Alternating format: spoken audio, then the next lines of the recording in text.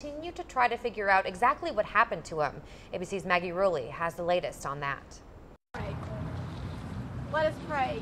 Prayers and heartbreak. You're home, Maddox. We love you. Rest in peace.